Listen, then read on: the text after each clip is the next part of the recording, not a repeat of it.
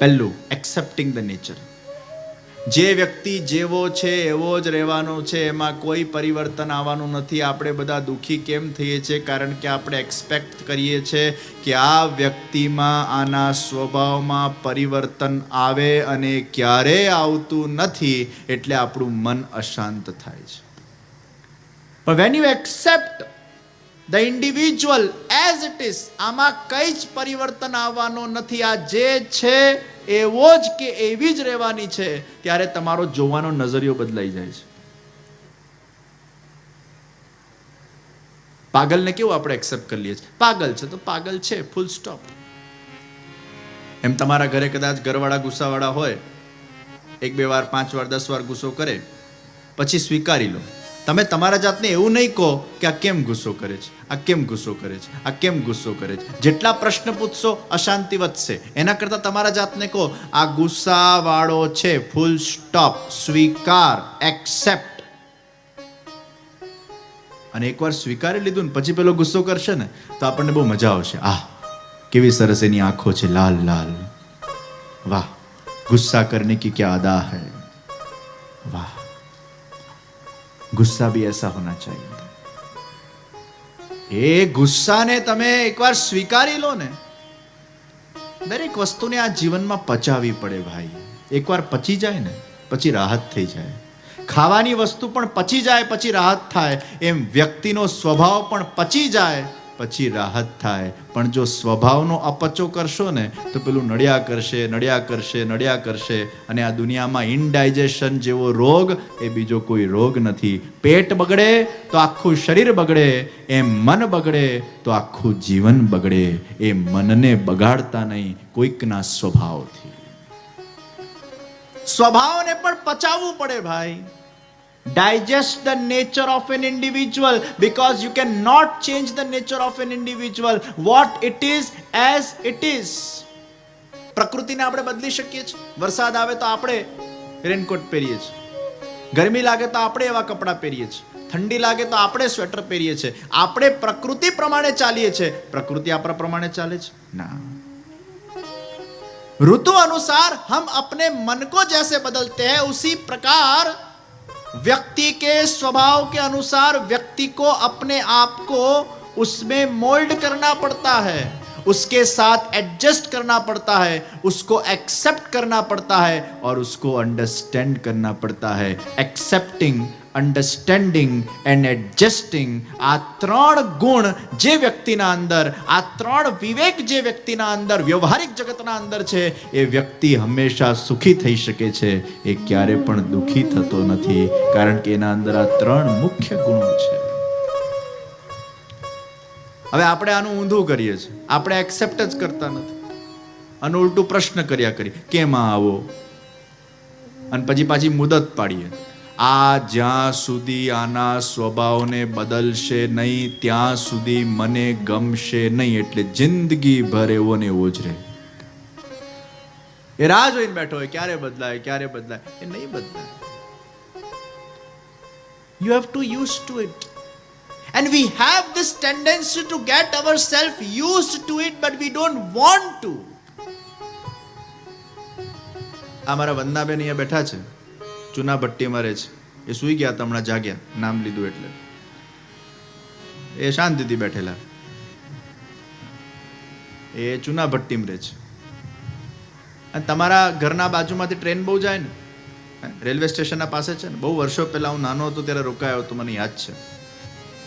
એમના ઘરે બાજુમાં જ ટ્રેનો જાય, એટલી બધી ટ્રેનો આમ હોર્ન વગાડતી જાય. એકવાર એમના ત્યાં સૂતો તો મને આખી રાત ઊંઘ નથી આવી. 15-20 વર્ષ પહેલાની વાત છે. એ વખતે મારી ઉંમર કેટલી ખબર નહીં. એ મને યાદ છે કે એમના ઘરે ઊંઘ્યો નહોતો. પણ હવે એમને તમે પૂછો ને, તમને ઊંઘ આવે છે? હવે કદાચ જો ટ્રેન ના જાય ને તો એમને ઊંઘ ના આવે.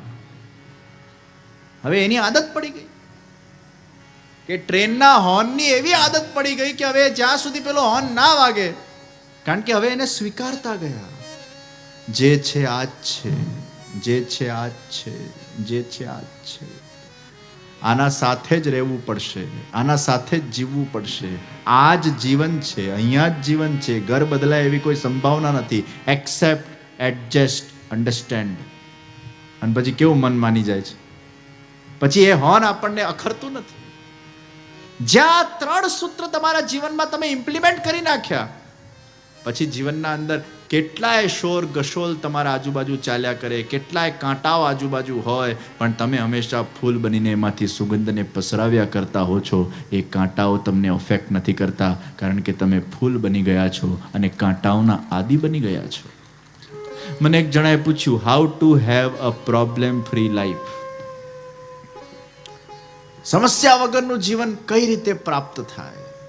એટલે મેં એને જવાબ આપ્યો, to expect a problem free life is the biggest problem of the life. To expect a problem free life is the biggest problem of the life. क्या जीवन समस्या के बिना हो सकता है? नहीं. क्या जीवन प्रॉब्लम्स के बिना हो सकता है? नहीं. एक समुद्र कभी भी ऐसा एक्सपेक्ट नहीं कर सकता कि मुझे एक लहरों के बिना का जीवन मिले. अरे समुद्र, अगर समुद्र है तो लहरें आएंगी ही. एक फूल कभी भी ऐसा एक्सपेक्ट नहीं कर सकता कि मुझे कांटे बिना का जीवन मिले. अगर तू फूल बना है तो कांटे तुझे मिलने ही वाले हैं. पतझड़ का भी कभी सामना करना पड़ता है. એ વાવાઝોડાનો એ સામનો કરવો પડે. એકવાર એક પેલા ઘાસના ફૂલને થયું, એ ઈંટોના વચ્ચે આમ દબાયેલું હતું, તો ઘાસના ફૂલને થયું કે કાશ હું ગુલાબનું ફૂલ બનતે, કાશ મેં ગુલાબ કા ફૂલ બનતા. એટલે ઘાસના બીજા ફૂલો જે આજુબાજુ બેઠેલા ને એને કીધું કે આ ગુલાબના ફૂલ બનવામાં કંઈ સાર નથી, ભલે પદવી મોટી છે પણ હેરાનગતિ બહુ છે, એમાં સ્ટ્રગલ બહુ છે, સંઘર્ષ બહુ છે. એના કરતાં આપણે સુરક્ષિત છીએ. વરસાદ આવે તોય સુરક્ષિત, વાવાઝોડું આવે તોય સુરક્ષિત, આપણને કંઈ અડે નહીં. આપણા ઈંટોના વચ્ચે એવા દબાયેલા છીએ કે બહુ વાંધો નથી આવતો, આપણે પ્રોટેક્ટેડ છે. वो घास के फूल को लगा, अरे ये तो कोई जीवन है. ઘણીવાર પ્રોબ્લેમ્સ ના હોય ને તો એ જીવનમાં મજા ના આવે, અને ઘણીવાર બહુ પ્રોબ્લેમ્સ આવી જાય તો એ જીવનમાં મજા ના આવે. ઘણીવાર આપણને ખબર નથી પડતી આપણને જોઈએ છે શું. બહુ ઠંડી પડે તો બહુ ઠંડી, બહુ ઠંડી, બહુ ગરમી પડે તો બહુ ગરમી, બહુ ગરમી, બહુ વરસાદ પડે તો બહુ વરસાદ, બહુ વરસાદ. તને જોઈએ જ શું? બહુ તડકો, બહુ તડકો. ઘાસના ફૂલે ભગવાનને પ્રાર્થના કરી, ભગવાન તું મને ગુલાબનું ફૂલ બનાવી દે. ભગવાને વરદાન આપ્યું, ઘાસના ફૂલ ગુલાબનું ફૂલ બની ગયો. અને જ્યાં એ ગુલાબનું ફૂલ બન્યો, કાંટાઓના વચ્ચે રહેવા લાગ્યો.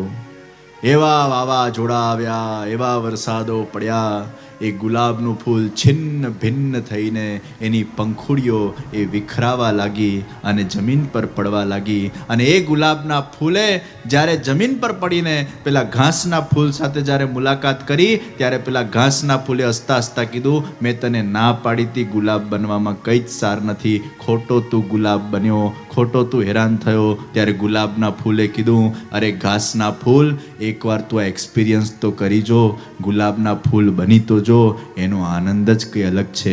અરે बिखरना तो सबको है, मरना तो सबको है, लेकिन मैं जी कर मरा हूं.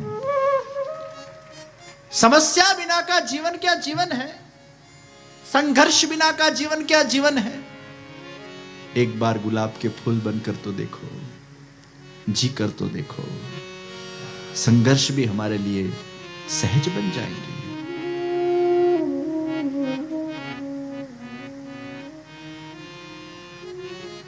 તો કોના જીવનમાં પ્રોબ્લેમો નથી ભાઈ? Expecting a problem free life is the biggest problem. We live with the problem. આ કેમ પ્રોબ્લેમ આવ્યો આ ક્વેશ્ચન જવા દો. આ છે, મારે આના સાથે જીવવાનું છે. ચેલેન્જીસ એ જીવનનો નિયમ છે. સમુદ્ર હશે ત્યાં લહેરો આવશે.